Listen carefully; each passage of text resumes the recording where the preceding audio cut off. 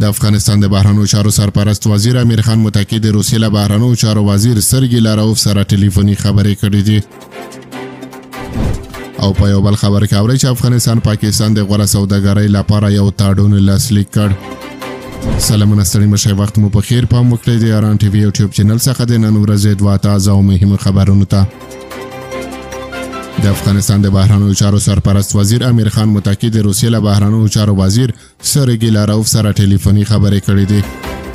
دواړو چارواکو له رسمیت پیژندنې وروسته د سیاسي او اقتصادي اړیکو پر پراخولو او سیمه ییزو موضوعاتو بحث کړی دی.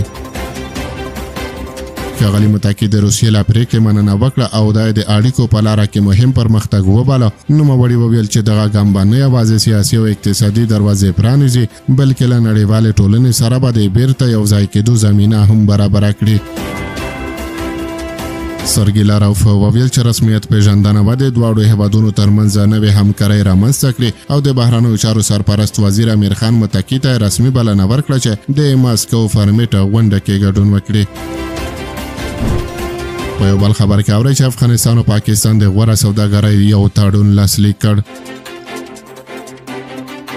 په اسلام آباد کې د اسلامي امارت سفارت وایي چې له دغه هیواد سره د سوداګرۍ دوه اړخیزه تړون لاسلیک کړی دی. دغه هوکړه د اسلامي امارت او پاکستان د سوداګرۍ وزارتونو د مرستیالانو ترمنځ لاسلیک شوې ده.